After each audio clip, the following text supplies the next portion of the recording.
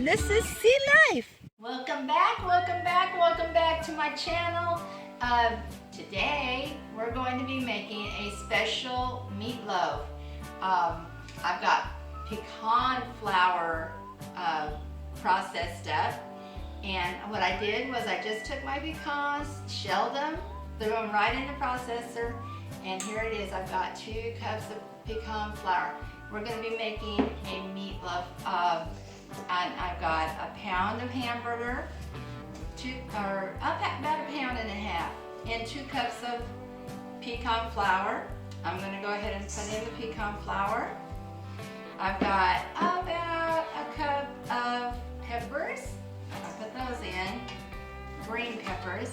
Now I have a little bit of chilies, a little bit of, I'd say about 3 or 4 chilies.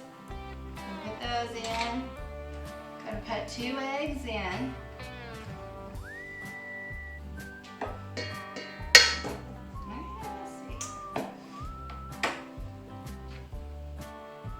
I'm used to busting my eggs over in a different bowl first because I have chickens, but these are store-bought eggs. My chickens have been stingy.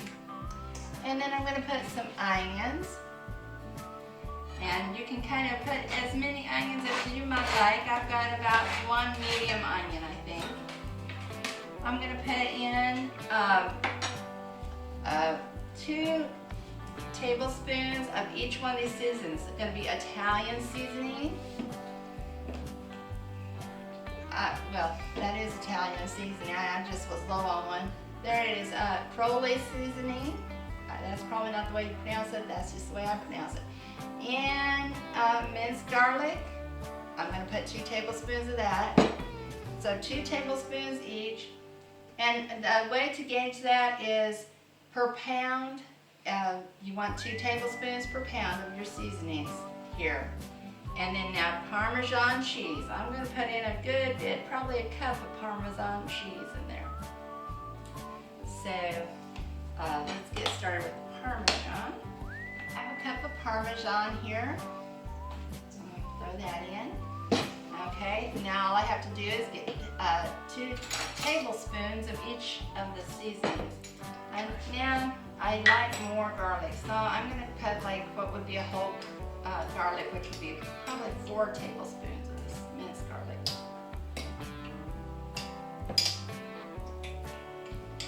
And that's good. Minced garlic is in. Now then we need the Italian seasoning. And I am just going to snap this a little.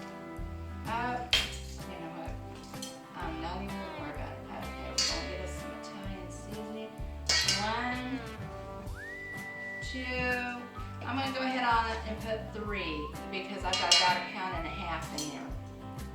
So then we're going to go for some Crowley seasoning. I have plenty of this. Because I want it a little bit spicy. If you don't like it so spicy, you don't have to put in the peppers or the Crowley. You can put just salt or you know, you can just wing it. Here's the thing of this is that I took someone's meatball recipe and I'm going to exchange it and make it into my meatloaf. And I of course I added the pecan flour in. There are very few recipes out there using the pecan flour with you know, anything with meats in this way. So I thought this would be really interesting to see. So here I'm just squishing it together with my hands, just making sure it's all mixed together. And I'm going to put it into the pan. At this point, let's see. Now this is kind of a dry mix. It's looking pretty dry. I don't know, maybe we should have